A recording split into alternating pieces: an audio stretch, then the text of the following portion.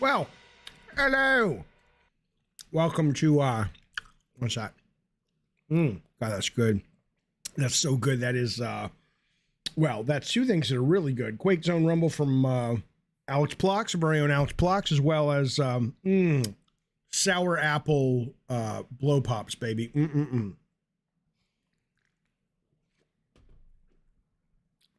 Welcome to Gabbing Games. This is a very different format for Gabbing Games. We're only going to talk about one topic, unless it gets boring and we'll move on to some other things. We'll do a proper show tomorrow, but this has been sort of on my radar. And by the way, the red phone's on if you want to call 619-752-0548. If you're listening on the podcast, thank you very much for listening. I appreciate it. Now, it's been on my radar to put on the show in various ways because a handful of these stories continually pop up as I'm researching for the show. Let me show you the three main things that really motivated me to do this topic, and then we'll get into some of the research and a study that just came out and things like that. Hello, Fred. Hello, Lord Garth. Thank you for being a member for 15 fucking cockadoodie months. He says, I can't hang live tonight, people, but enjoy your time with Papa Jeff. You goddamn right, sir. You goddamn right. Last week, there was a tweet that went a little viral, got at least the time of me capturing it for the stream, and this was last week. It was almost up to 12 million views. Let me show it to you right now. It's a fella, if you're just listening, sitting on a chair in an apartment house. I don't know. It looks like, well, I don't know where he is, but it looks like it's Mother's Day. He's got a Mother's Day balloon back there. There's a dog. He's a dude chilling, playing a video game. Looks like he's playing a PS4. So here he is. He's playing it. The video is titled, It's All I Have. Here we go.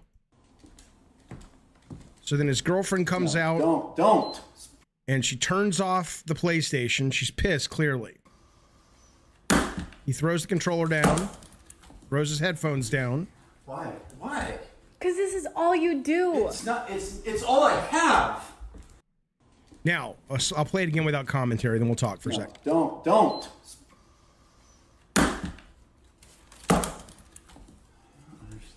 Why? Because this is all you do. It's all I have. Now, was this staged? I don't think so. And even if it was staged, and no one's saying it is, I don't think, but even if it was, this is not one of those situations that is so crazy. This happens all the time. You've probably, I certainly have been in a relationship where this has occurred. So the idea that whether this was two people performing or whether or not this was real, it's irrelevant because it is a look at what I think a lot of people have dealt with. People in the chat are saying, Wayne says, oof, those words feel like a lot of pain. CR says, time for him to get out of that relationship. Masochistic unlike her, he says, she's for the streets, instant breakup. Carlos says fake. Again, the individual video may be old. The individual video may be fake. Although Mitch Doe says that's real dudes in tears. It doesn't matter. It doesn't matter. That's an irrelevant point. The point is that everyone can relate to this, I would have to assume.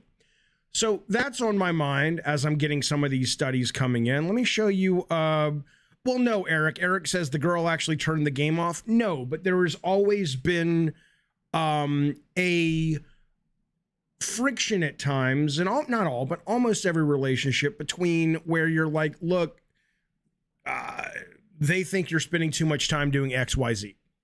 Prince Green says it looks real. Women do it because they don't like when you pay attention to other stuff more than you pay attention to them. Women don't like when you have fun without them. I'm not sure I agree with that, but David says it's real. Happens all the time with women who don't understand men's me time. We need to relax as well. Okay. So then I also want to show you this. Now, this is a picture. We talked about this on the stream 3 years ago, and I mocked the guy. Okay, but I'm slowly coming around. Not to say that I want one of these. Basically, it's a man in Japan, and he is. You're not skipped, J Frog. You're not skipped. It's a man in Japan advertising this. It looks like a terrarium container, but inside is a holographic, quote, holographic anime girl, and she will talk to you. She'll send you voicemail. She'll send you text during the day, and she's like a companion, almost like, but not anywhere near as advanced as the AI companion in the last Blade Runner 2049 or whatever it was, right?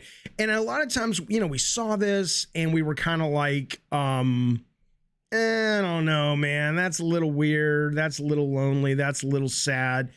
But with some of the stuff I'm starting to see, and all these things are going to dovetail together. Bacon Magma says, wow, Jaffe laughed at him.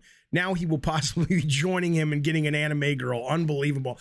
I didn't say I was going to get an anime girl. But if an anime girl was real and she stepped out of that and she was full size, maybe two. Maybe two. Carlos says she'll leave you too, Jaffe. Don't buy one. I'm not buying one. I'm just saying this is on my mind. And then before we get into the study I want to talk about, this has always bothered me. Tits McCoy says my girlfriend actually threw my PS4 Pro. Are you still with her? J Frog says weird science. See, you're not left out, baby. That was a great movie. This has been on my mind since the movie came out, Ready Player One. And I liked Ready Player One a lot. I loved the book. I'm a kid of the 80s, so of course I love the book for the most part. But the ending of the movie bothered me. And let me just play you what I'm talking about. So at the end of the movie, spoiler alert, if you haven't read the book or if you haven't seen the movie, Wade Watts, who's the hero, wins the competition. He gets control of the Oasis, which is the virtual reality, obsession of the entire world. And this is the ending of it. Here's what he says. No choice. I shut them all down. The third thing we did wasn't as popular. We closed the Oasis on Tuesdays and Thursdays. I know it sounds like a weird move, but people need to spend more time in the real world. Because, like Halliday said, reality is the only thing that's real. Okay, so all those things are kind of hanging out in my brain, and there's just something that's not sitting right with me about a lot of this stuff. And I think I'll cut to the chase before I get to the study. I think what it is it feels to me very similar to the sort of the man keeping you down, capitalism telling you this is the proper, respectable, acceptable way to be an adult, to be a human, to be an American, take your pick. And a lot of times it's for their benefit, not yours, but you get shamed into behaving a certain way in order to make them more money. Okay. And I think all of this stuff, this idea of making a movie, I mean, if you watch Ready Player One is set in a dystopian future for the most part. The real world is shit, okay? I've talked about this before. The study mostly focuses on Gen Z, people under 20. And they're talking about the lack of sex and lack of relationships. And they're saying it like it's a bad thing. And I'm sure it is. But the real world isn't offering people what it used to, right? When I was a kid in the 80s, and whether or not the fact that I was straight and white and male, let's take all those off, because those all gave me a leg up, of course. But regardless of that, though, as a kid of the 80s, the future was fucking bright. Nobody was like, capitalism is shit, and no one was, at least most kids my generation, we were like, we can work hard and get whatever we want, and lifestyle's the rich and famous, and everything's going to be great, and the sun is shining, blah, blah, blah. And then you think about kids today, and I've talked about this several times on the stream, you think about kids today who are like 20 and under, and the shit they've dealt with coming up. Pandemic, terrorism, political upheaval in America, school shootings, obviously, like I said, the pandemic, all of these things happening. And obviously the housing crisis of 2018 and a lot of people losing their jobs and losing their homes, they were sort of thrown out into this, not 2008, sorry. They were sort of thrown out into this experience. And now we're trying to play this idea on them of, shaming them into, well, the real world is what really matters. It's okay to play your little video games, but let's not lose sight, right? There's a lot of support here we're gonna get to. The last thing I'll say about that, though, is the other thing that has happened for a lot of these men, and I am absolutely not a supporter of the incel movement. I don't believe in any of that. I think it's disgusting and sad. And I think if you are an involuntary celibate, which means you want to hook up with a real life person, there are things you can do no matter what you look like. Okay, that's just the fucking facts. However, what these studies are showing is it is harder to date for men now because women have the ability to be more selective. I'll get to the chat, I promise. Me and the family were watching the movie When Harry Met Sally last night from the 80s. And I don't know if you remember this movie, but it is broken up. Little episodic segments are broken up by real life couples who have been married for like 40, 50, 60 years. And they tell their stories. And at the time we watched it, it was like, oh, isn't that romantic? They've been together for 40 years, 50 years, 60 years. But then you're like, yeah, because the women back then didn't have a lot of fucking options. It's like women couldn't even get an apartment in their name until the 1970s, right? The idea, at least in America, the idea that these women stayed because of love and romance, I'm sure some of them did, but a lot of them were there out of necessity, right? And so as culture has changed, as women make as much, if not more money than men in a lot of cases, and as women have just realized they have options, it has become harder to date unless you're a man who's willing to jump through a lot more hoops than you ever had to before, which is what the study is saying is one of the key reasons accounting for why Gen Z is having a lot less sex and they're turning to video games and pornography. Okay. I swear it's going to be a conversation, not a lecture. I want to give you all the stuff and then let's talk. The final thing I want to show you, there's a book that came out about 8, 9, 10 years ago called Reality is Broken. I have a copy. It's a wonderful fucking book, but I just want to read you the thesis paragraphs. It's like 2 paragraphs. I'm not going to bore you, but it's absolutely fascinating. It's absolutely fascinating. At least it is to me. Here's the thesis of this book. Okay. May have to turn on the light because I'm old. Fuck you. The thesis of the book is this. Jane McGonigal writes, gamers want to know. She's as people, it's talking about how people are devoting more and more time to gaming, going into virtual worlds. As they devote more and more time to their free time to game worlds, the real world increasingly feels like it's missing something. Gamers want to know, where in the real world is that gamer sense of being fully alive, focused and engaged in every moment? Where is the gamer feeling of power, heroic purpose, and community? Where are the burst of exhilarating and creative game accomplishment? Where is the heart-expanding thrill of success and team victory? While gamers may experience these pleasures occasionally in real life, they experience them almost constantly when they're playing their favorite games.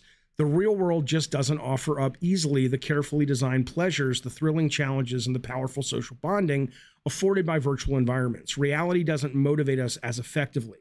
Reality isn't engineered to maximize our potential. Reality wasn't designed from the bottom up to make us happy. And so there is a growing perception in the gaming community, which is reality compared to games is broken. It's a great book. It's a great book. I highly recommend it. So, and then you go to this study, all of these studies. Here's the latest one that came out a couple weeks ago. Why are so many young men single and sexless? Okay. Here's what they say. And again, the red phone's on. You can call in as soon as I'm done yabbing and we'll talk about it. Pew Research says that men under 30 years old, over 60% are single. 30% of women under 30 are single. It's a 30-year low in regards to sexual intimacy across genders. It says the pandemic disrupted the status quo in college-age daters and accelerated women's reprioritization, which was happening anyway, away from intimacy and towards academic, professional, and financial goals. As young women continue to pursue intimate relationships less intently post-pandemic, men could have increased their relationship skills to close the effort. They could have confronted their relative avoidance and changed the gender norms that made them so anxious about intimacy. They appear to have done the opposite, turning further away from real-life relationships and going into the virtual world. The study suggests young men are watching a lot of social media. They're watching a lot of porn. He says, the subject leader says, and I think they're getting a lot of their needs met without having to go out. 76 to 87% of 18 to 30-year-old men are consuming porn regularly. Faced with the choice between an energy-intensive, highly competitive dating environment and the low-effort rewards of porn, young men appear to be taking the path of least resistance. These choices will have lasting relational consequences on young men as they have fewer dating opportunities to develop real-life intimacy skills, and competency. And then it goes on, you know, it's like, well, here's why porn is bad. And I'm sure to an extent, a lot of this stuff is true. It gives you 4 reasons why, you know, it dampens real life sexual satisfaction. Porn is so popular that it skews people's expectations of what actual intimacy is. Pornography begets loneliness, and loneliness begets pornography, and then it ups the rate of divorce. All of these things aren't, to me, necessarily bad. The idea that divorce is inherently bad is one of those lies that we get told in order to keep us married, whether it's the church or the system that wants to keep a sense of stability and keep a sense of people not quitting their jobs and all kinds of things that come with divorce. So I'll put divorce off to the side, but ultimately it goes back into that idea of these things we're being told are, that's not what you want, this is what you want. And I'm not disagreeing with this study saying, yes, people shouldn't pursue real life intimacy and real life relationships. But the idea that if you don't take what Jane McGonigal is saying, I like saying her last name, it's a lot of fun for me, into account, which is forget the terrorism and forget the pandemic and forget the political upheaval and forget the school shootings and forget on and on and on and on. But the real world is failing to offer as much compelling shit. And you can say, Oh, well, nothing beats reality, though. And sure, if you're Tom Cruise, if you're one of the anointed, if you're one of the 1%, 5, 10% that doesn't have to struggle with where your next paycheck's coming from, that doesn't have to struggle with the fact that you don't have the time, interest, or money to go to the gym 5 times a week and look good enough in someone else's eyes to go on a meaningful date with you, right? I think, and then it goes to this guy that we started this conversation with. It goes back to the "it's all I have" guy. I don't know what this guy's relationship is, even if it's a real relationship, but let's assume it is because we know this is common. Here's a guy who clearly is like, look, and I'm not saying the woman doesn't have a right to be pissed. She should get out of this relationship in a heartbeat, in 100%, if what we see is real. But if this guy's basically saying all I have in my life is escaping into my games, let him do it. He should have that woman leave him. Of course, she deserves what she deserves. There's nothing wrong with that. But if he's happier playing his games, leave him alone. Let him play his fucking games. Article link. You would like the link to the article? You got it, pal. All right, now I'll turn on the phone. Now I'll turn it over to the chat for a little bit. Let me get some of these members real quick, and we'll hear what you have to say. Ahmed, I'm doing great. There is the link to the article right there. Okay, we got a brand new member. Chad, thanks so much for joining the Diet Soda Soldiers. You old saucy knave. I appreciate you being here. I'm curious what you have to say about this topic. I find it fascinating, whether you're talking about intimacy, Chadwick, whether you're talking about relationships, or whether you're just talking about your job, man.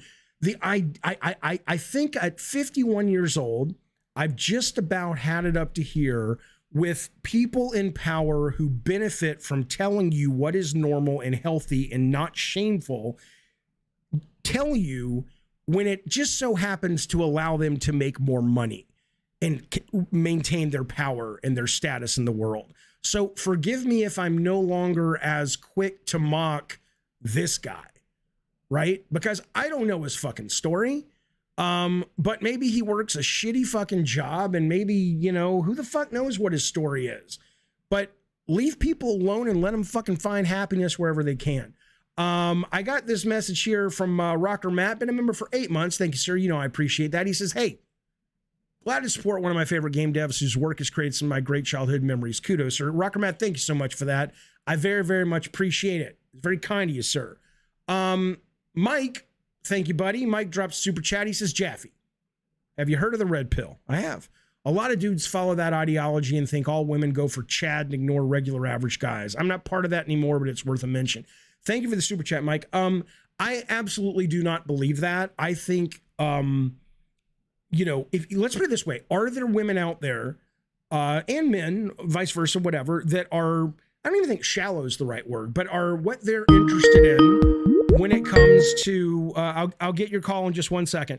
What they're interested in when it comes to dating are more surface level things. Of course.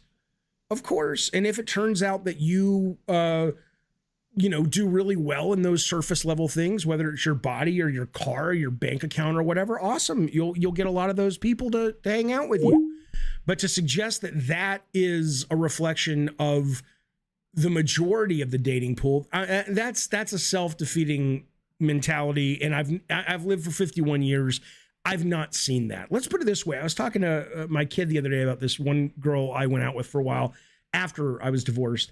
And I said, look at your mom. My ex-wife is a very attractive woman. I said, and then this woman that I was talking about, very attractive.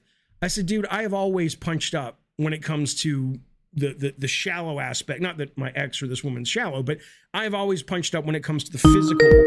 Because look at me. Come on. I mean, I'm not beating myself up, but I'm not Tom Cruise, right?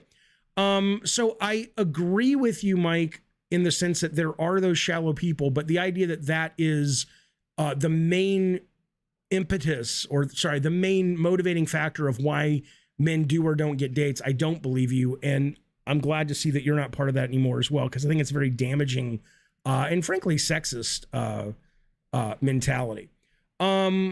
Not all women, says Odin, go for Chads, but a scary amount often do. Sure, let them. Expectations and standards rise so fast. Let them go. Go fucking, you can see my ex-wife when she was very young if you watch the Twisted Metal live action movie. She's the woman in Sweet Tooth Car. I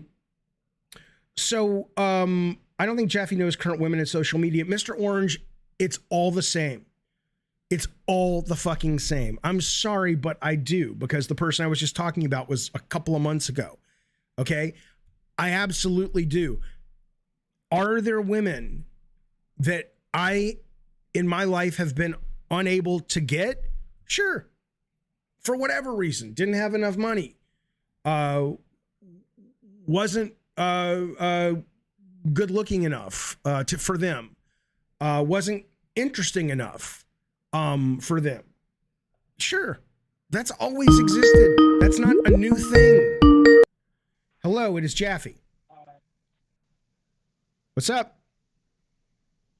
Hey, what's up, man? Oh, hang on.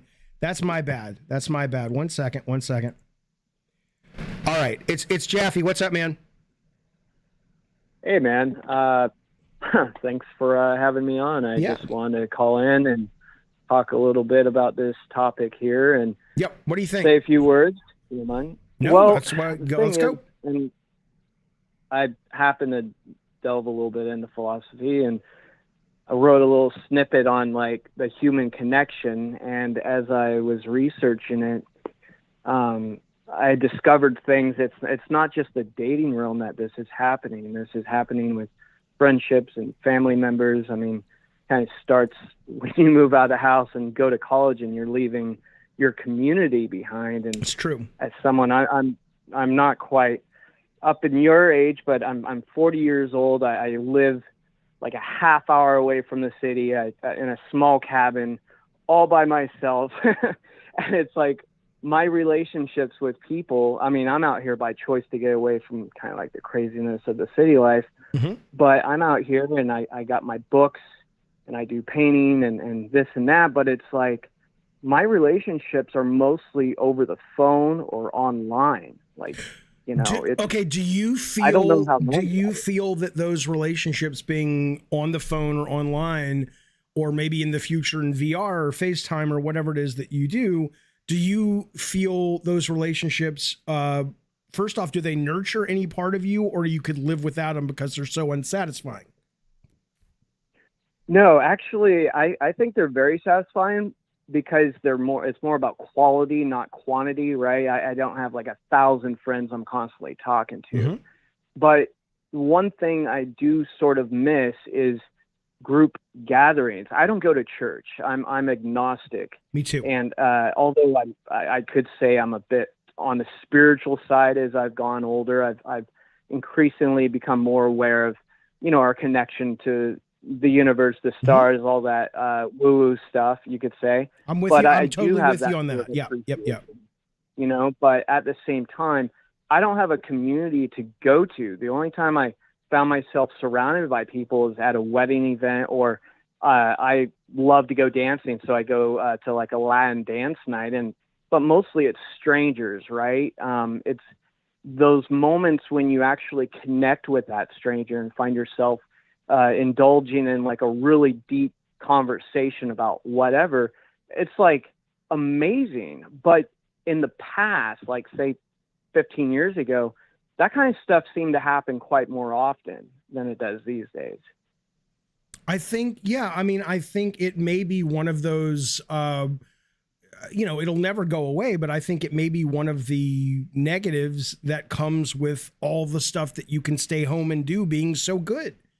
Because you're right. I mean, if you take away all the options, you know, it's kind of like what this study said. It was worded perfectly. I'll try to paraphrase it, or I'll definitely paraphrase it. But it basically said that, you know, more young men are choosing to take the path of least resistance. It's like, yeah, they could go out and form, quote, and I'm putting quote real in quotes for a different reason, but, you know, quote, real intimacy. And that might be better. It probably would be more satisfying if all the dominoes fell in the right direction. But chances are, more often than not, the dominoes don't fall in the right direction.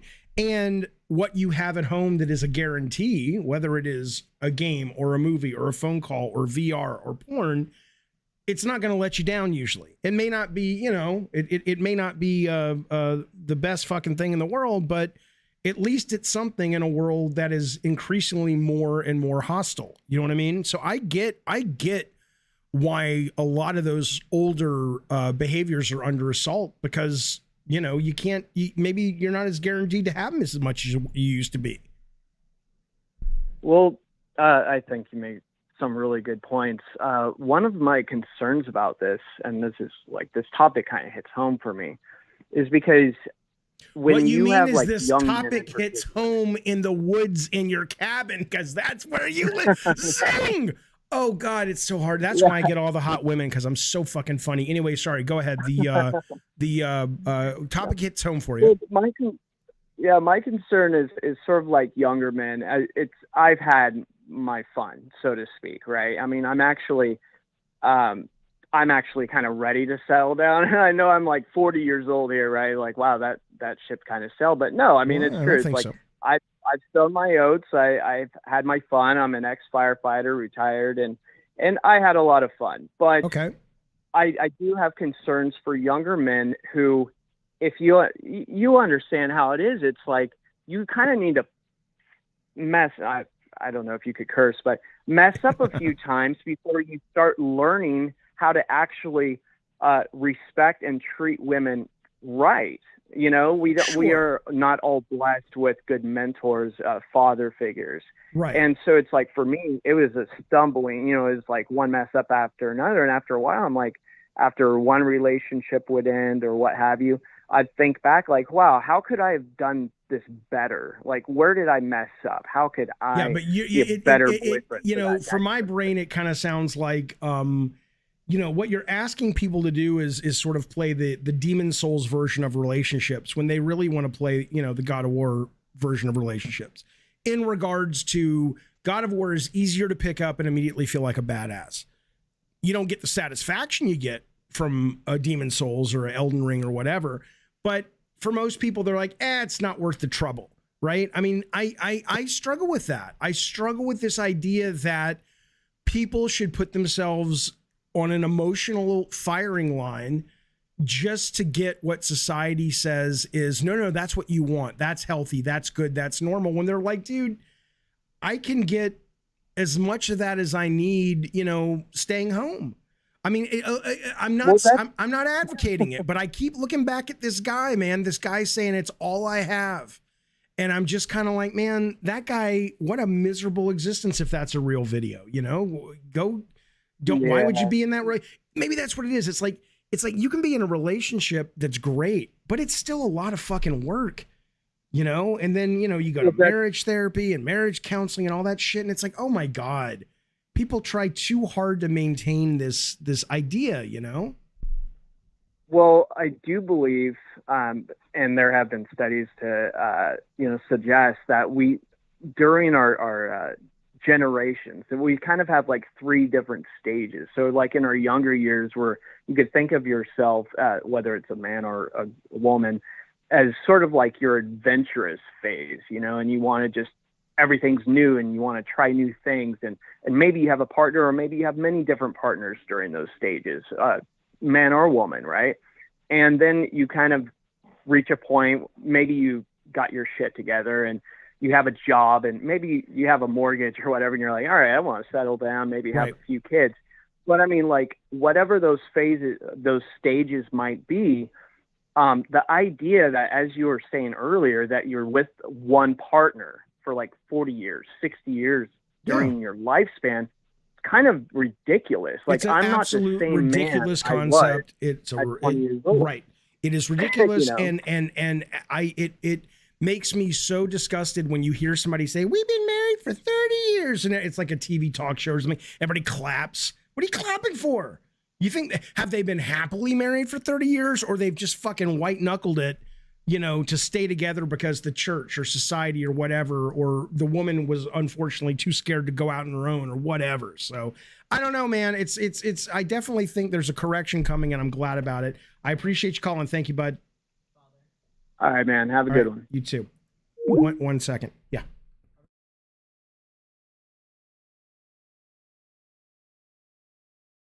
Thanks, buddy. 7:30. So, let me. Hey, caller, hang on 1 second. Let me get some of these comments real quick. Eric says, Jaffe, were you never part of the Girls Don't Like Nice Guys Club? I was back in the day when I was in high school, but it doesn't take long to kind of realize that's just an excuse that a lot of people end up making, and it's not really accurate. The girl you like who doesn't like you because you're a nice guy, that's not why she doesn't like you. You can be nice and liked or nice and not liked. It's because you don't have any fucking chemistry with her. It's not because you have to be a bad boy. It's not that you have to be dangerous. It's not what that's about. But a lot of guys are sold that line of bullshit. J Frog says, so you think it's society that says you need love? No. I think people need each other, and I think relationships are very important. I think it's society that comes together to put a lot of barriers up to what that love looks like in terms of how long it should last, how it should be tax exempt, all kinds of things that have nothing to do with the actual shelf life of a relationship. Chad drops super chat. Thank you, buddy. He says, the analysis of the ways in which we waste our miserable time seems to be exclusively focused on things that appeal to men, but women waste away in their own way. Thanks for the chats. Of course. Yeah, this is only because we're seeing it as it relates. Are there gamer girls out there that are so obsessed with gaming and they enjoy gaming more than their relationship? I'm sure there are. We don't see it as much reflected, but yeah, of course. I just think that's sort of what we're talking about because that's what's reflected. But of course, the idea that most women want to be in these relationships and it's the men that don't, I think it goes very much both ways. All right, caller, what's going on? It's Jaffe. Hang on, let me turn up the volume. I got a question for you. I'm sorry, who's calling? Oh, okay. Who's calling? McGonagall. Harry McGonagall. Okay, it's really hard to hear you though. Oh shoot, what the fuck? You're too quiet. Can you hear me now? Yeah, give it a shot. If I hang up on you, it's just because we can't understand you. Okay, sorry. I don't know why. That's weird. All right, okay. go. I put you on speaker. That's better. So, go. Is OnlyFans part of the problem? Is OnlyFans making things worse for men and for women? And I can explain it if you don't agree. Well, I don't understand. Why is OnlyFans making things worse for men and women? Okay, so let me explain it. Let me explain it. So men pay women to have a personal connection. Like they really think they're having a personal relationship, almost a parasocial relationship, right?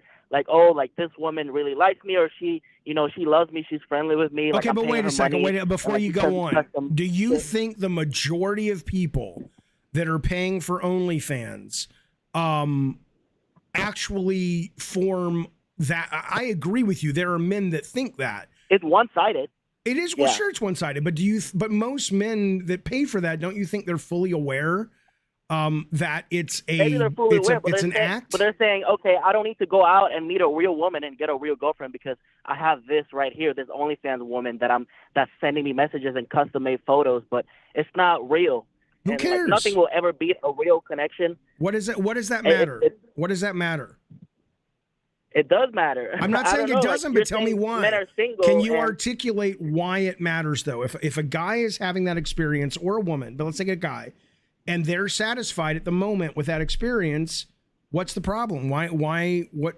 Because it's shallow and superficial. Maybe they're satisfied short term, like they're satisfied watching porn, but at the end of the day, they don't feel the same kind of long-term satisfaction that you do when you find a partner, when you find a girlfriend or a fiance, when you have a family and kids. Define the long-term. Now, kids I will agree with. That's different. But if you're talking about getting married or a long-term partner, explain to me why that is inherently better.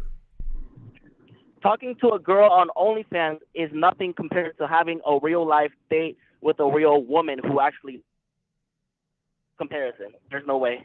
I'm not saying they're comparable. I'm saying you're automatically making a judgment that for a person's life, the real thing is better. But with the real thing, you don't include all of the couples therapy for long-term relationships. You don't include the affairs. You don't include the emotional affairs. You don't include the struggle when the couple has different priorities, but they stay together for the kids. You include the sex. You're having sex, and you're having real experiences, and the good and the bad. The good and the bad is part of it too. Why does it have to be part of it? Why is the good and the bad It is the part part of of it? it. Why?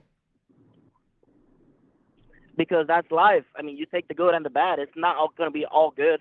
But it can be all good enough. Let me ask you this. Would you Sure, rather I take agree. great and bad in a mix that you can't control, or would you rather take good enough 95% of the time? I wouldn't say OnlyFans is good enough 95% of the time at all. I've never used it. I've never used it. And I'm not like I'm like shaming it. I think their interface is ridiculous. I understand the legalities of it, but when I saw a documentary on OnlyFans and I was like, oh, let me go to the OnlyFans page, and you have to know their handle.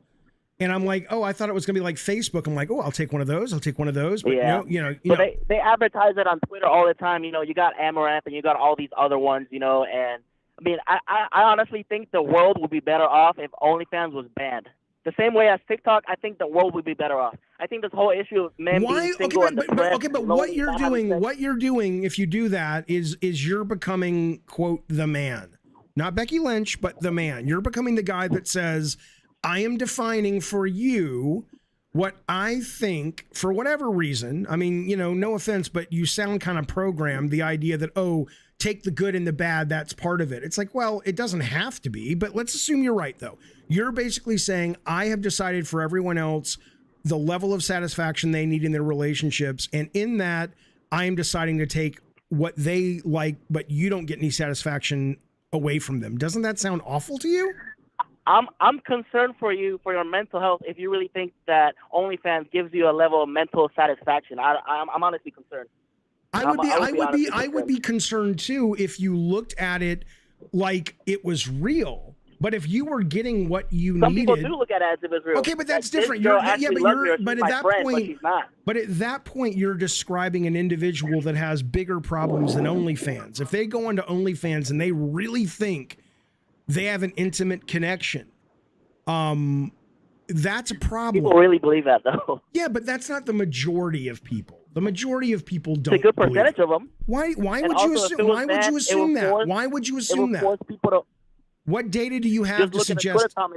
Just look at the Twitter comments for Amaranth or the Twitter replies for Amaranth and all these other OnlyFans models.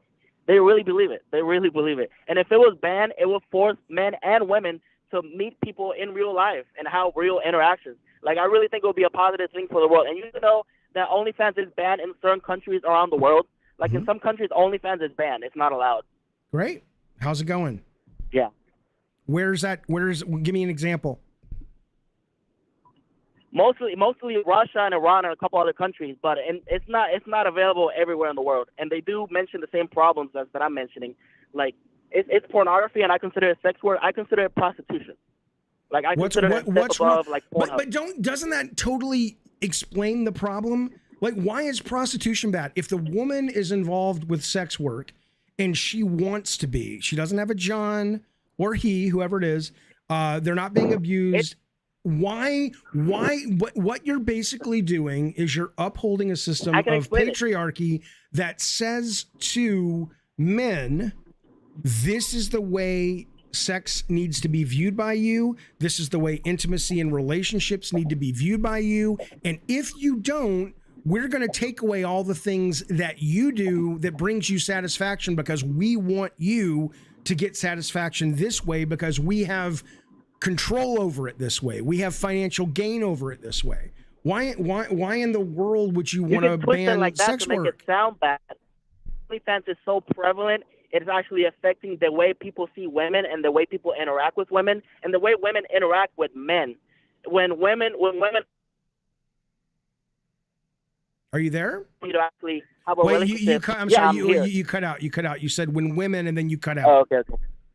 Yeah, when women think of men as only as a way to see women, or when women only see as a way men as a way to make money, like, women are more shallow than men, and if they think, okay, like, I don't have to have a relationship with a man, I can just be online and make money that way, and I never have to work again, and I can be single my whole life and never be with a man, and then, like, why is that bad? Why is that bad? Good.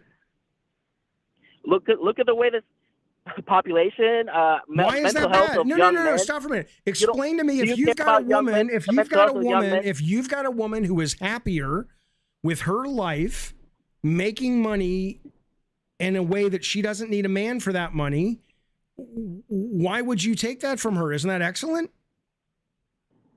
Because it's so prevalent. It would be like Instagram. The way that it's affecting the mental health of young men, just because it's making them money doesn't mean it's good for the world. It's good for her. Is it good for the world? Is it a net positive? Yes. I don't think it is. You've got a woman who basically is only going to, at that point, get into a relationship or get married because she genuinely wants to be with that other individual, not because she sees the financial value in being married, which is what marriage was about for many, many decades. Okay, but when OnlyFans is so prevalent, it changes the way men see women and the way women see men, and it's part of what's affecting everything. To be honest, completely honest. Okay, well, I That appreciate and TikTok. I appreciate your passion, and look, I think social media is a fucking cancer. I think it's also wonderful, but I think it's caused a lot of problems. Absolutely, but I will not vibe with you on the concept that when you give women more power, face-to-face human interaction. Why? You say these are very platitude-y, tropey things people say, but can you articulate why nothing beats face-to-face interaction? Fact of the matter is, you don't have face-to-face. You don't have face-to-face. You don't have face-to-face interaction. I'm sorry. Say it again. Yeah, because it's real. It's reality. Why not? It's not reality. It's not reality. You are living. What do you mean? You are living 60% of a second behind reality. You are in darkness.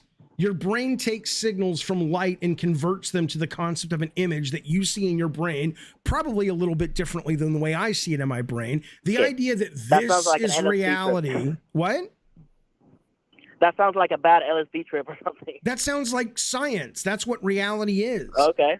I mean, okay. It is. So what I'm saying is you're already living in a matrix. Whether it's a simulation or not, it's irrelevant. You're already living in a thing that's a representation of the way we perceive life. And the idea of like... Would you be happy if you never had a date with a woman again? Would you be happy? In a real life? In person? Real life, no. I think that's something I would like to pursue, and I do pursue from time to time. But I would also... But so what? I'm not sitting up here saying those are bad things. I'm not saying relationships are bad. I'm not saying IRL sex is bad. I'm saying that the idea of shaming and You're saying it's not any better, though. I'm saying that it is very different, and it obviously would probably be better in the moment, but it does come with a lot of baggage and problems that don't exist when you log off. And there's value in being aware and grateful to both of those things instead of putting one and saying this is bad and this is good. That's all I'm saying. Thank you for the call, buddy. Call back anytime. It's good debating with you. See you, sir. All right, man. Let me get some of these chats. I'm not okay. So Ahmed, thank you, buddy. He says most people need society to chart a course for them. These are the realities you can't accept. They enter the world not knowing the ills of their choices. Most people don't need society to chart a course for them. Fact of the matter is, I mean, we all need it to an extent, but the idea that if you're suggesting, Ahmed, that most people are just these idiots that just need someone to point them in a direction and say, go here, I think you're selling most people a little too short. I think most people, given the opportunity to spread their wings and explore the version of life that they really want, are going to be happier people. Reality is absolutely subjective, Lando. It's almost by definition subjective. Reality, if you're talking about what he was talking about, is subjective. You know how many wavelengths the human brain isn't capable of visualizing or even knowing is there? Well, the only person that can really lay claim to a understanding of reality, it's a different show, is somebody who can see all those fucking wavelengths, someone who can perceive things in all the ways things can be perceived. Stoner Face says, to be fair, Jaffe, human civilization wouldn't be where it is now without human face-to-face interaction. I agree. Guess what? It also wouldn't be where it was without the horse and buggy. But we don't use horses and buggies anymore because the horse and buggy led us to other things. And again, I'm not advocating walking away from real life. I'm advocating not shaming it, especially in a society where life is getting harder for a lot more people more frequently. I think that is cruel, frankly. I think, yeah, if you came to somebody and say, here's your choice, you can have a relationship in real life where 70% of the time it's going to be awesome and 30% of the time it's going to be struggles. Or you can have online relationships that might be, let's say, 40% less satisfying. I think a lot of people, including me, would take the first option. But A, not everybody has that opportunity at the time when they want it. And B, if you don't have that opportunity, when shit gets hard, a lot of you guys seem to want to deny people the escape hatches that technology has built for them. And I think that's cruel. I think it's mean. I think life is hard for a lot of people. The older I get, the more I see how unfair. I mean, I've been a very fortunate guy in my life so far. Hopefully it will continue. But the more I see people who are marginalized and treated like shit and not given opportunities, and the minute technology arrives or video games arrive or porn arrives at a level where they don't have to be shamed going out of the house to buy it at the corner 7-Eleven or whatever, and they can just get their needs met, suddenly people want to take that away and shut that down. Or the minute women show up and are able to chart their own fucking course without needing a man, which allows them to say, I'll marry a man when I want to marry a man, no other reason, people want to shut that down too. It's an absolutely cruel and ridiculous mentality. That's what I would fucking say. That's what I would fucking say. Lando, you saying, oh God, means nothing. You coming to me with some facts would be awesome. You can call, there's literally a phone number on the screen right there, 619-752-0548. So you do not need to be on the Discord, but you can be. Hello, it's Jaffe. What's up? Hey, Jeff, it's CR. Hey, what's up, man? I'm sorry about your papa. Yeah, it happens though. So. Yeah, well, I told you he shouldn't be wrestling them bears, but you can't tell him anything. Yeah. You can't tell him anything. What's going on, man? So you're asking like what's bad about OnlyFans, and I was thinking, I think the biggest problem that OnlyFans has on both men and women, because it's not just exclusive to one sex, is it's teaching both sexes that an interpersonal relationship between a man and a woman is transactional, and I don't think that's good. It is transactional. No one should ever think. Because it is. It's purely transactional. The woman's getting the money. Your marriage is transactional. Every relationship is transactional. Should it be though? I don't know, but it is. Hell, if you really want to go down that road, then you would be supporting OnlyFans. You would be supporting OnlyFans, because what it's doing is it's creating or helping to create. There's other things too, like Gloria Steinem and the women's lib, movement. It's not like OnlyFans showed up and it did what they couldn't. But the more women have an opportunity to create their own income and wealth and lose the need to be married or in a relationship for any reason other than the desire for intimacy and love, is actually a good thing. Because then you can actually pull the transactional aspect out of a relationship. And then you're basically in a situation where you say, I'm only here because I want to be here. Well, that sounds good to me. That doesn't sound good to you? Well, I mean, for someone to be like self-sufficient, yeah, that's good. But at what cost? What I'm saying is, if they're self-sufficient, they get into a relationship only because they want to be in the relationship. Not because they need the man or the man needs the woman for reasons other. Well, not that I'm judging here, Jaffe, but I don't know any man worth his salt who would go for an OnlyFans girl or want to marry one up. Who gives a shit? Well, there's so many other women. There's so many other women out there. Why would you pick a woman who spreads her legs and shows her hoo-ha? I would pick a woman that I found lots of real lewd pictures of your mom. I don't know. I just don't know. I don't know a lot of people would be cool with that. Would be really comfortable with that. Okay, but then great. Who gives a shit? I mean, if let's put it this way: think about what you're basically saying.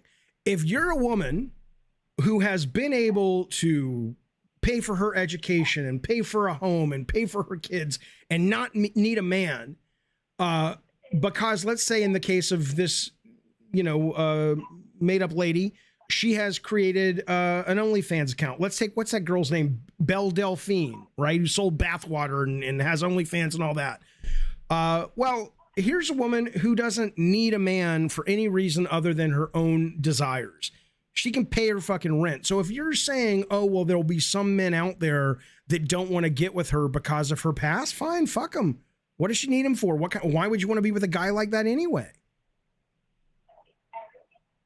Well, the problem, I agree, but the problem is I'm sure most of the guys that Belle Delphine would like to, take seriously or, have ask her hand in marriage or whatever, wouldn't want to deal with her, or they would deal with her, but not in a serious manner. I mean, then why would she want to marry them? Hold on. I'm saying that's the crux of the issue. Yes, these women can get laid, and yes, they can get a man to pay attention to them, but ultimately it really comes down to most women is, I want to have kids someday. I want to get married someday. I want to do the tried and true Western thing. That's beginning to kind of fall away. I think you're making some big assumptions about women that I don't think are correct. I think there are women, absolutely, and men, but there are women. I knew you were going to cap. I knew you were going to go, oh, no, all women want to get married. Yeah, no, most women do. I didn't say married. I was going to talk about having kids. You didn't finally go, hey, when are we going to get married? What? I was talking about having kids. I wasn't talking about the married yet. The kids part, though, women can do without a man. So that's sort of off the table. That they don't need a man to have a baby. Okay. What do you mean they don't need a man to have a baby? How the hell do they make a baby? Have you never heard of artificial insemination? If you think artificial insemination is magic. Yeah, but they don't have to deal with the man. They don't have to date the man. They don't have to put up with the man. You might want to look at prison statistics and see how many of those guys didn't have dads. I don't. So, I think if you're going to look at, I think if you're going to look at prison statistics about the people who don't have dads. What? I think Jeffy, if you want to look up something, you should look this up. You should look up correlation between people who go to prison, people who commit crimes, who are raised by a single mother or a single father. And you will find that there are far less people who go to prison who are raised by a single father or dual parenting. Okay, but you're not digging into the stats enough, because what you're actually. I mean, what do you mean? I'm just saying. I mean, you're not digging into the stats enough. You can't drop that like you've dropped the mic and move on. What I'm telling you is, it's not because if you look into the stats shut the fuck up and let me finish the sentence. All right, sorry. If you look at the stats and go, a mother who is able to afford artificial insemination to get pregnant, I assure you those stats are not going to be the same of the stats you're talking about. What you're talking about is systemic racism and poverty when it comes to, and classism, when it comes to the way people are raised without fathers. You're absolutely right about that, but it's not because the dad's not around. It's because the dad's not around and the kid is being raised in a very difficult environment where the mom has to work all the fucking time and can't afford to get proper childcare. It's a big fucking kettle of fish. It's not just, oh, the dad's not there. If there was a dick around the house, everything would be okay. Okay, well, you can have that opinion. I mean, it's not an opinion. Look at the stats. How many? You go give me some. I'm literally saying I have looked at the stats. You can provide me with stats of mothers who have artificially inseminated their kids, gotten their kids through artificial insemination, and you're saying those kids have a statistically greater chance of ending up in prison. I don't even think they have statistics for that, Javi, because I think it's such a low number. There'd be it wouldn't even be worth taking statistics on it.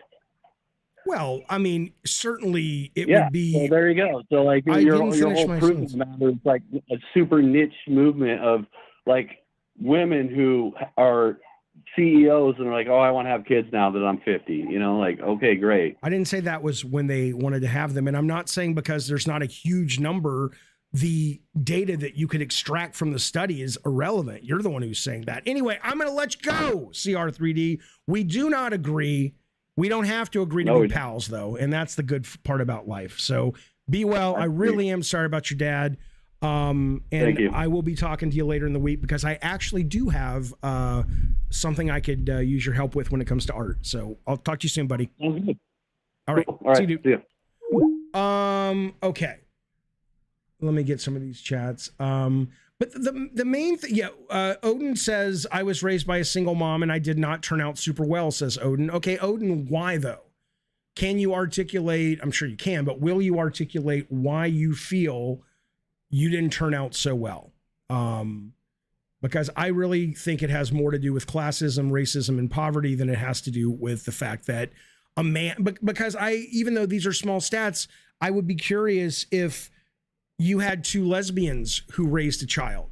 Are those kids from lesbian relationships statistically headed to prison? Statistically speaking? Hey, it's Jaffe. What's up? Hello? Hey, what's going on? Hey, it's Dylan.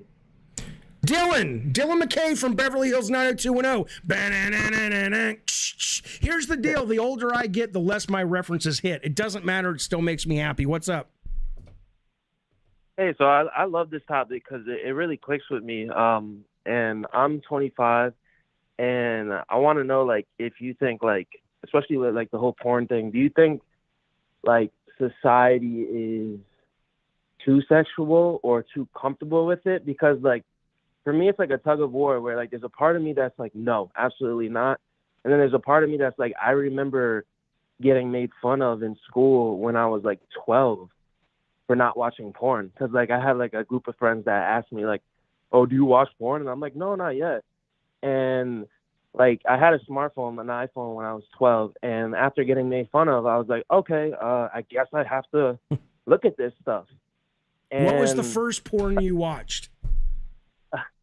I couldn't tell you. I don't know. I just remember being like scared of it, you know, like I couldn't believe like that this stuff was just out there, you know. But it was, and it kind of was like a rabbit hole. And like looking back on it, I'm like, I don't know if a 12-year-old or a 13-year-old should really be looking at that. That's just me. Like I don't know how it was.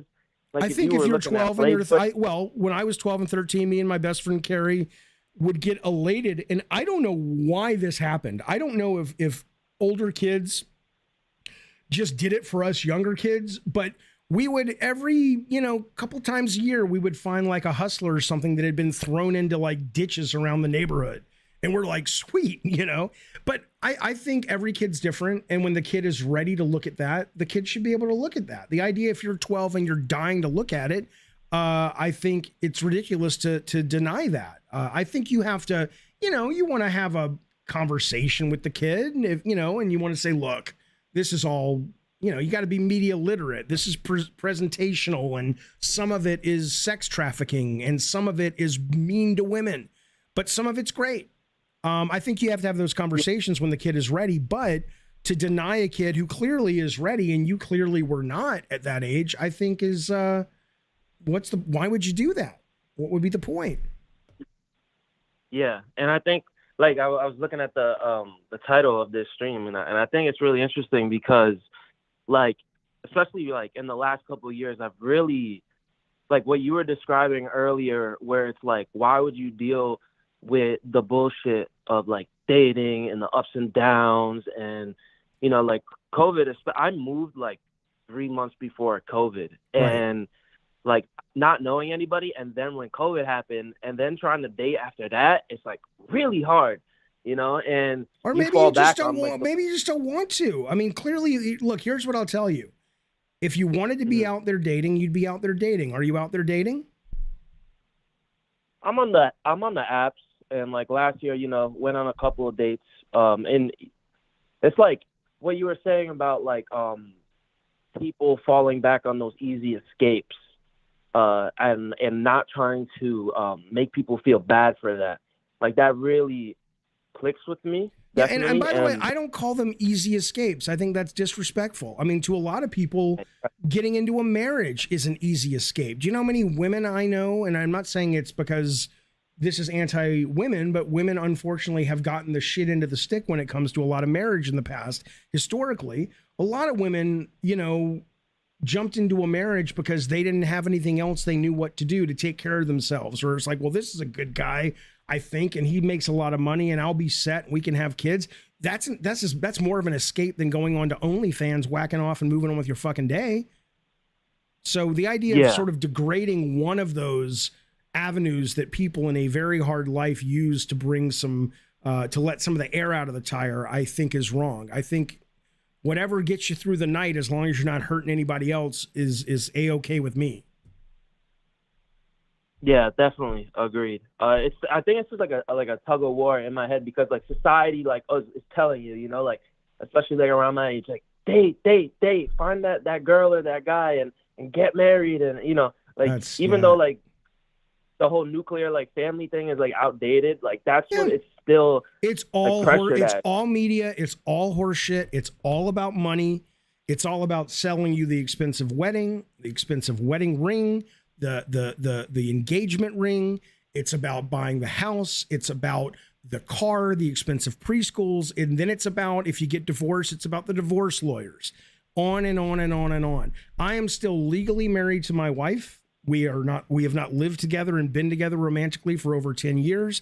I adore her. She's one of my very best friends. She's over at this house probably 6 nights a week, and we raise our kids together.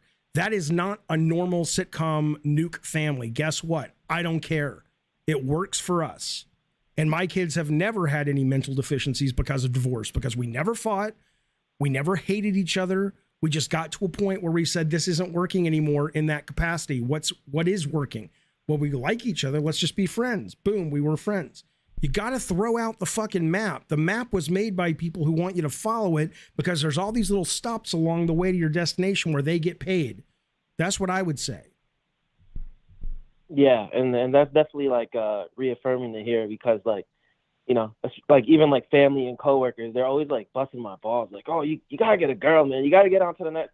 And I'm like, dude, like I'm trying, but like, again, like sometimes after work, like I don't want to go on a date. Like I just want to play video games and just chill. You know? Yeah, exactly. You know, ask those people who are saying it. I mean, you know, I don't know. I don't know a single long-term relationship that I look at and go, boy, I wish I had that. You know, how many books are written about, how to keep your romance alive, and how many people make money off couples therapy. Do you know how long we probably stayed married 3 years too long? And God knows how much we gave to fucking marriage counselors going, save our marriage. When the goddamn right therapist would have said, why? Talk to me about why you want to save it. And if somebody would have sent us down that path of analysis, we would have gone, oh yeah. I guess just because we think we have to, because that's sort of what society says. It's fascinating when you start, you know, turning over the rocks and questioning why people want you to do things. It's not always, they don't even know why they're doing it. I think a lot of these people in your life that are telling you that, they mean well. They want you to be happy. And there may very well come a day where you are in a committed, wonderful, loving, real life relationship, and that will be great too. But you should feel free to walk away from it, not the minute, but when you come to a point where you say, this is no longer serving me. So that's what I would say. Thanks for the call, buddy. I appreciate it. Hey, thank you. Yeah, all right, man. It's just, I've you very recently, and it's like really cool to hear your opinion because you're like close to my dad's age. Oh yeah, and he's like total opposite of you. And have him like call in. Like, I will set that motherfucker straight. Thank you, man. See you, buddy. All right, you too. Okay, let me get to the chat here. So you guys still love each other, but yes, we still love each other, but we don't love each other in that way. 70% of teen births occur to girls in single mother homes.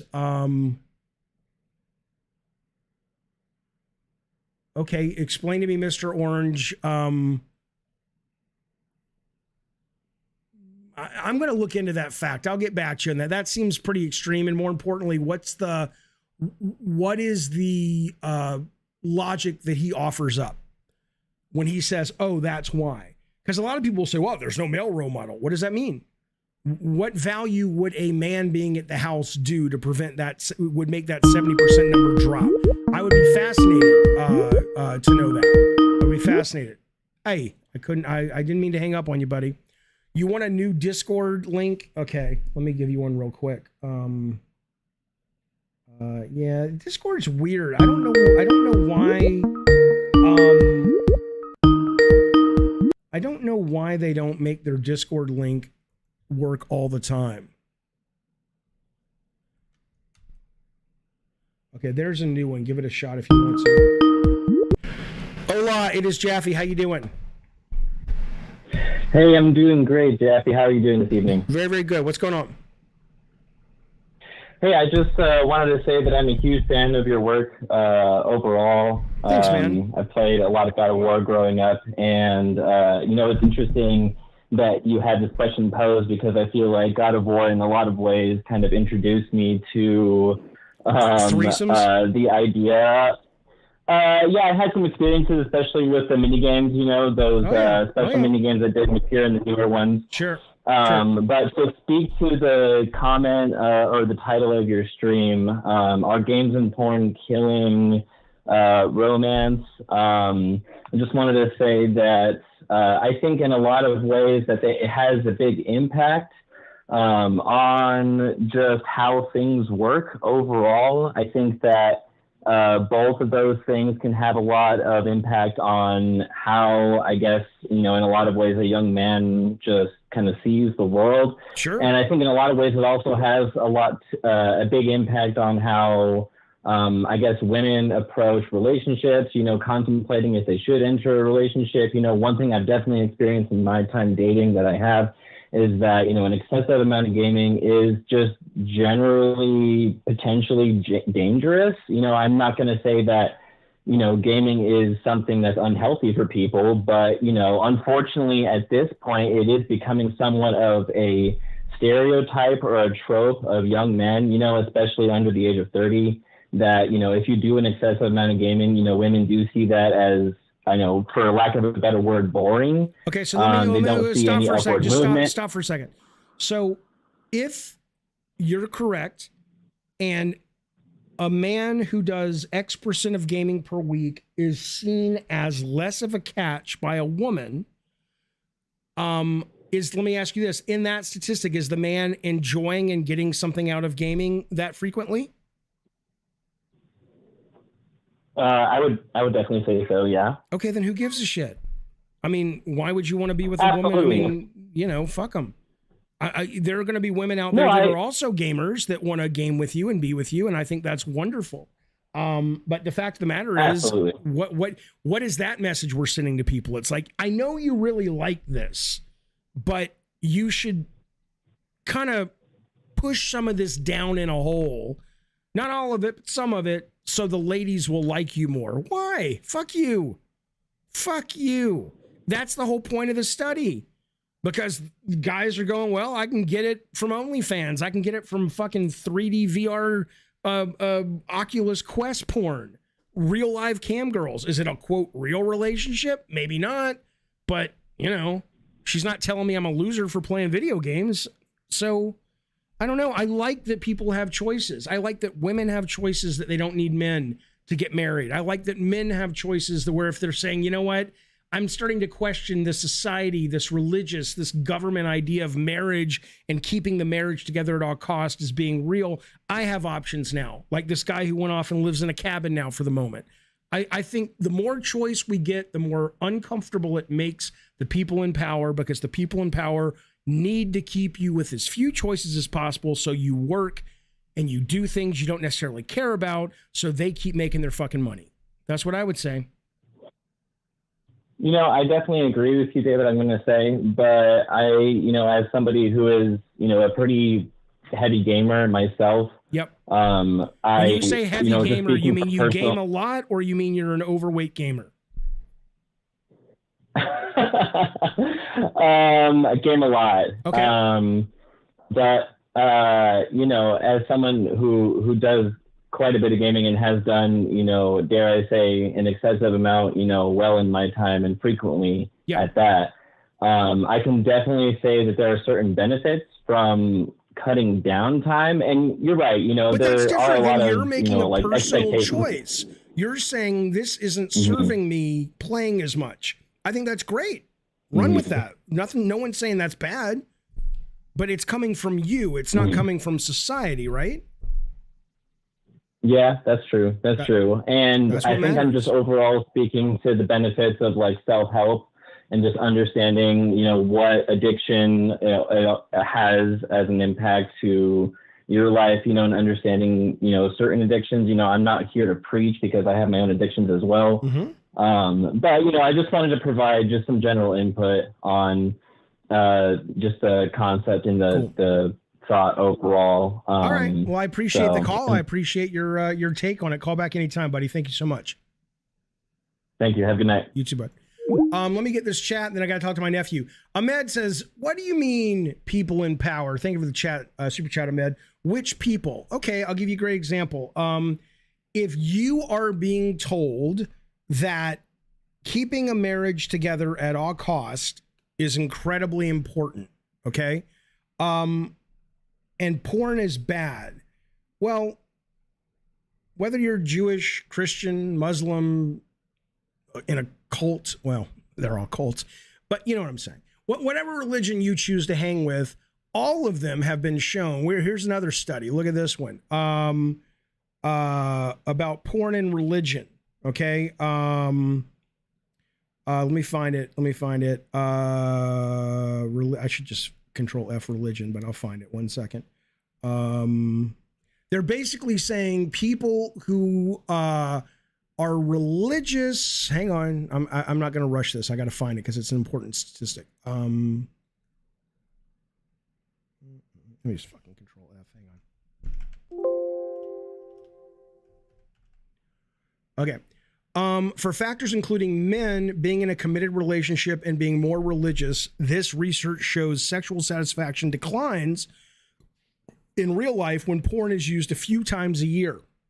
For factors including female gender, not being in a relationship, and for less religious people, sexual satisfaction decreases if you use pornography once a month, right? And so the idea is that stat when you say which people in power. Well, in this case, the religious people or the marriage counselors or whoever is making their ducats because the status quo is lucrative for them, right?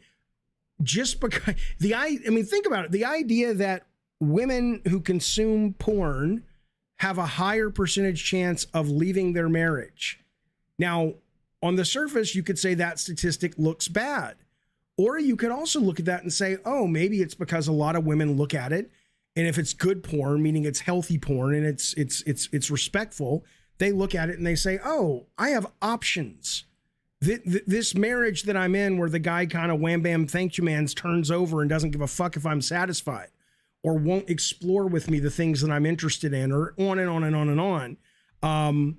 Or demands that I look like this kind of woman when I'm really interested in being this kind of woman. I have options. I think that's a good thing, right? I think religion will tell you keeping the family together is the most important thing, but I think that way lies, not to be triggering, potential suicide.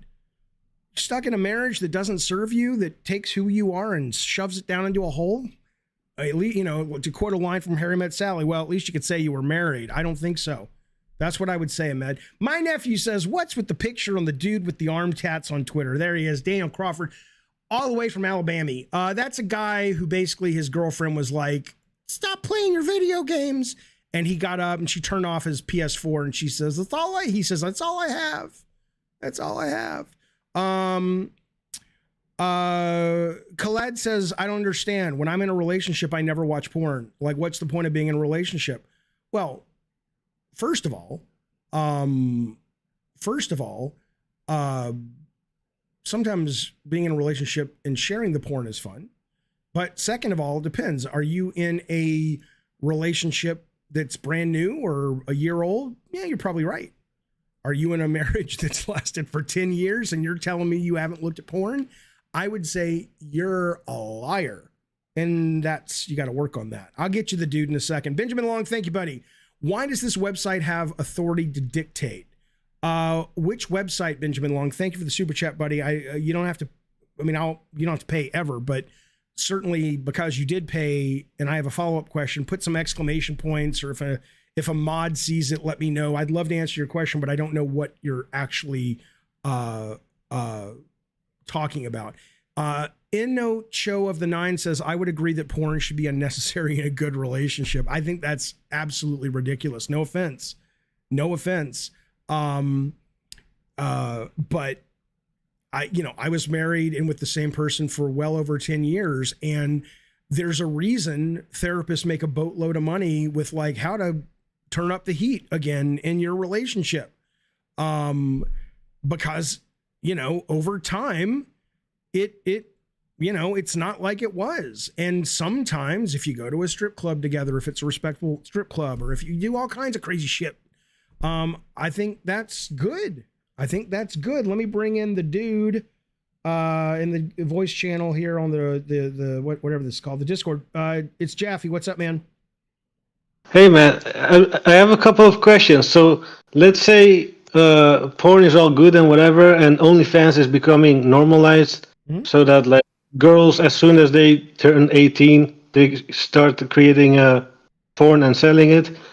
But what is the point of a relationship anymore? And I'm not talking about marriage, because marriage is stupid by definition. So what do you get out of a relationship that you can't get out of just a friendship if you outsource all your sexual stuff to porn? It's not a bad question. I mean, I think, look, if you find someone that you genuinely have an intimate and chemical connection with, I think the point of that relationship is to enjoy it because it's great. And if that person can also fulfill the needs of a great friend, that's even better. And if that person can also work with you and maintain a good enough status over a long term to the point where you have kids, that's even better. Like I said, I'm not attacking those institutions. I'm saying that I love the fact that now people, men and women, are getting more and more choice to when they decide to enter into a relationship. There's no longer ulterior motives as much. It's no longer, I can't. That's what I think is great. Yeah. But how do you create? I mean, even before all this internet porn and OnlyFans, finding someone that you really click with was already hard. Now that everyone is just sitting at home, they're just chatting through internet with not really deep relationships, and they're outsourcing their sex to porn. When do they even? How do these two people who vibe together so well, how do they even meet and actually go far enough to find out that they would make a good match for life together? I think for someone who genuinely, either because inherently they feel they know, or because they just believe what other people say about the value of relationships like the one you're describing, they choose to put themselves out there more than the people who are like, yeah, that would be great, but it would be great to be rich, but I don't want to work that fucking hard is kind of the thing. If you really value that, then go for it. You'll one of the things the study is basically saying is it says that a lot of these men before the pandemic, but certainly during and post pandemic, have really turned so into the virtual world that they really don't have the skills anymore to go out and get rejected. Right. Actually. Right. Intimacy but there are men that do, and those are the men I would say that value it, or that are simply inherently already able to get women without much effort. Either way, they're making a choice based on, this is good for me and I want this. And I think that's great. No one should ever be denied that, ever. Well, but like, it's not just men who can get girls without effort, because I recently rejected a girl because I'm not really, I don't have enough experience with that kind of intimacy to be comfortable with it and just go with it. And I don't know, I've grown up in the age of internet porn and all that stuff, and when you outsource that stuff, a lot of the motivation and the point of relationships kind of goes away, Does that okay? But has that gone away? So you you're saying hang out with your friends, sure, you hang out with your friends. It's gone away for you, though. Yeah, but I feel like it's gone away for more and more people, and also just because you outsource your sexual needs to porn and stuff like that, people just go out less to actually find someone to be in a relationship with. So even if there is a girl that would really vibe with you, the chance that she actually goes out there looking for someone and you go out there looking for someone and you actually meet is so slim, it doesn't even make sense. And also, dating apps are like, they have turned relationships into commodities. Like everyone is constantly looking to upgrade, or just for the novelty of just someone new. Well, here's the one thing I will say that I think is really cool that I've seen with my kids in terms of the younger generation is not dating apps, but things like Discord and things like chat rooms, or how chat roulette or Zoom and all that shit.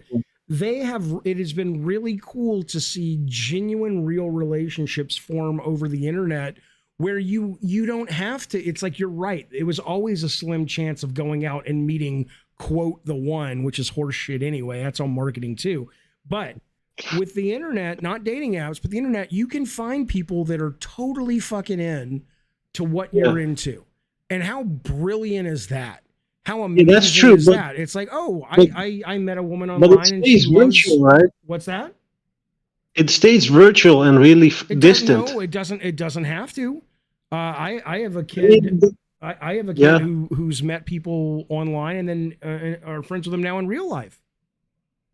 Okay, well, yeah, I don't know. Maybe because the United States is so big or something. But I mean, finding someone in some online community and then hoping that they live close by enough to actually meet in real life, and then I don't know, there are hurdles. And also I feel like a lot of people are not even experienced enough or just too scared of intimacy in real life anyway, so they just rather keep a distance and just. There are those people, and again, I'm grateful they have options now. I think it's great. It's fantastic, and I'm tired of them being shamed for it. I'm tired of people. No, I'm not saying I know, you're not. But that's why I'm talking about it, because as these. But I do feel like. Yep. Go ahead. These the new things that have come up, like OnlyFans and porn and social and online communities.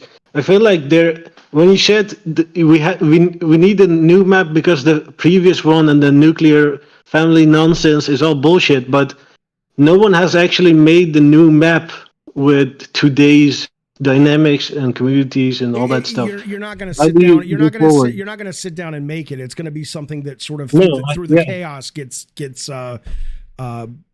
created. But it seems like we're in the middle of like fog of war, as if you're in some RTS and you have no idea. Well, we'll get there. We're always in the fog of war until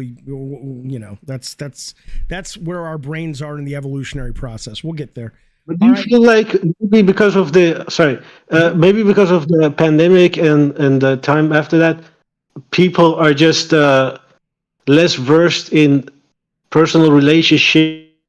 Sure. I think there's a whole generation of kids. Stuff like that. There's a whole generation of kids, including mine, that sort of lost the incredibly important time between, say, 15 and 18, when they would have been going out into the real world and they were all stuck at home. Now, to their credit, though, they invented their own solution. Is it the same solution we had? No, of course not. But it is a solution.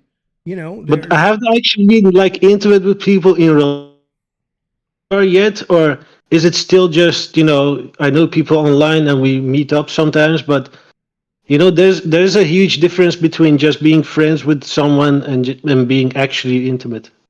Sure. Well, of course, they're very different things, but you know, at least if you're talking sexually intimate, if you're talking having a conversation, I don't know if I would. No, I mean like sexually intimate. Yeah. Oh, well, yeah, of course. I don't think anyone's denying that. So, all right. Thank you, dude, bro. I appreciate it. Talk to you later. Thanks for calling in. There he goes. Off into the night, fellas. Bukaki says there will always be alphas like me having sex with girls and low T betas like this who lose motivation when they see a tit on the internet. I don't think, well, first off, you know, Bukaki's like, I'm going to take you home and bend you over the fucking couch and, you know, really show you a good time. But first I got to see if my boss will let me not, you know, get off from cleaning the fish tank in the back of the store. Come on, Bukaki. but yeah, maybe. So what? I'm tired of those people being shamed. The older I get, the harder I see that life is for people. I'm tired of people acting like, you know, so maybe there are alphas out there that certain women who really vibe with shallow aspects, and I'm not saying shallow like it's bad, but just sort of surface aspects of another human, they're easy to get with those people. Great. But I don't think it makes the people who don't have those things awful losers. They just have other things they're into or other things they're good at. And I'm tired of seeing them beaten up all the time. A lot of it seems artificial and cheap, and for what, says BD, because they never have experienced anything real. In life, you have to take risk. I'd rather try and fail than never try and wonder. Well, yeah, but sure, but you're painting, this is the problem with this argument that a lot of folks like that have. You're basically describing a scenario in which you're painting the life of someone that doesn't, according to you, take risks as a negative space to be. I would agree with you. If you are feeling shitty about your choices and shitty about your life, and you really feel, whether it's because society has sold you a bill of goods or you just know in your heart of hearts that you want to be in a long-term committed romantic partnership, relationship, marriage, whatever you want to call it, then I think, yes, you have to try. You have to take risks. What I'm saying is, just because there are people who may go, you know what, the internet and the video games are good enough for me, that doesn't make them weak. It just means they have different priorities, and we should shut the fuck up when we're treating them like shit. What about strip clubs, Alex? Alexa, stop. Mr. Orange says, I was married for 16 years. I am the single father of 4 kids. I have them all. Some of us speak from wisdom. Men must have boundaries. I think society tried to find a reason men shouldn't. Okay. What boundaries do you think men don't have? Well, Rathizel says it's not a risk. Why is this being framed as a risk? I think I could be wrong, but I think what he was talking about is, you know, going out to, I don't know, where you'd meet a woman that, you know, I would never go to a club. I would go to a bookstore. I would go to a reading or whatever, but going out to a reading or a bookstore and approaching someone, well, that's a risk. It's not, you're not going to hurt yourself, but, you know, you risk rejection, but rejection's really, once you get used to it, you're like, it's like pitching video games. You're like, okay, you didn't like it? Fuck you, I'm moving on. I still don't really understand. Men are told not to shame women. It's not shaming women. It's men having boundaries. I don't really know what you're talking about. Yeah, I mean, you risk heartbreak. I mean, well, if you're just meeting them, you're not risking heartbreak unless you're, you know, a little bit too much in your head. If you can't risk that, how do you function at all? Because they do, man. Because you know, that's what I'm saying. That's this bullshit shaming that's unacceptable to me. The idea that that guy who just called in, who says, hey, I'm not comfortable right now with physical intimacy. Well, so he's not going to risk the same things you're going to risk. But that doesn't mean that he doesn't function. That just means he has a different lay of the land than you do.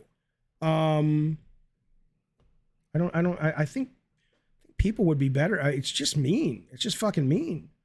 GG Gaming says approaching women in public is viewed as being a creep these days. Sure. I mean, no offense, but men have made their bed and they have to lie in it for a little bit, because end of the day, women have said enough. And if you only approach a woman because you think she's hot, I get it. But if you do that, you should be prepared for the woman to go, that's fucking creepy. Because ultimately there are ways you can get to know someone, and women want that too, by the way, but they put themselves in scenarios and situations, and whether it's a dating app, whether it's a speed dating, whatever it is, where they say my sign is for business is open, not business, but you know what I'm saying? But yeah, the days of just going, hey, you look really pretty and I want to come over and talk to you. Why? What are you offering me if you're a woman hearing that? It's like, unless you're really fucking good looking, then that's not going to work. And maybe that's what a lot of the guys are upset about. They used to be able to do that. Now the women are like, I'm good. No, unless you're like astounding. No. So anyway, Nicholas Paul says, to be fair, it's only creepy when you're unattractive. Well, it depends how you play it, right? I mean, if you go up and you're creepy, you're fucking creepy. If you go up, I mean, again, how do you, let me ask you, how do you actually, I didn't say it never worked. I said these days, I'm not going to argue with her. You just want to argue, or we just fundamentally disagree. I didn't say it never worked. Where in the chat did anyone say it never worked? What I said was, it's no longer acceptable for a lot of women to be approached that way. Now, it doesn't mean there aren't women who are still okay with it. I didn't say that. I never said it didn't work. Right. Stonerface says, just talk to a woman. Don't be weird and creepy. End of the day, they know when you're coming up to them simply because you want to get in their pants. And there's nothing wrong with that. But own it and don't be creepy about it, and put yourself in a situation where you're going to find women that are clearly interested in that kind of relationship at that moment in their life. But I'm sorry. Yeah. If you see a woman walking by and you're like, oh my God, I had to meet you. It's not romantic. That's creepy. It's fucking creepy. I don't want to, I don't have the energy to talk to anybody else. I got to head out. We're going to watch The Good Doctor tonight. So that is the show. Kyler says, I'm the happiest man alive and not in a relationship. Great. I don't think being in and out of a relationship has any, I mean, it might in your case, but I don't think relationships are bad. I don't think non-relationships are bad. I think it's whatever works for you at the specific time in your life. CR says, translation, go to a bar if you want to go to Pound Town. There's kind of some truth to that. There's kind of some truth to that. It doesn't have to just be a bar, but yeah, there are places to go and know where that is. And I've said this before, AR is going to be, I mean, I may make a dating app for AR, because the minute you can put those glasses on and you can go into a bar where everybody in the bar is like, I'm good with hooking up if somebody, appeals to me. You do this, everybody you see, you rate, scale of 1 to 10. How interested am I in this person coming over and talking to me? Oh, well, I think she's cool and interesting, but she only put me at a 4. That woman's cool and she put me at a 7. I'll go to the 7. Come on now. I think that's fucking awesome. RPG says, then you just wear your I Eat Ash t-shirt and they know. Right. Jeffy, I'll call into the next Gavin to voice my opinion. You guys can call in. Absolutely. I gotta run, fellas. We've been on for about an hour and a half. Thank you for hanging out. Thank you for chatting. Thank you for the super chats. Thank you to new members. Always good to see you guys. Daniel, always good to see you. I hope the family is great. I'll be back tomorrow with the proper Gabbin' and Games. And if you guys liked this single topic Gabbin' and Games, and I know it wasn't super heavy video game related, although that's where it started, and it started with this book that I highly recommend, Reality is Broken. Give the stream a like and let me know in the comments, and I will from time to time do single topic shows versus the long shows of multiple topics we do usually. Okay, fellas, Filettis, be well, be safe, and I'll see you soon.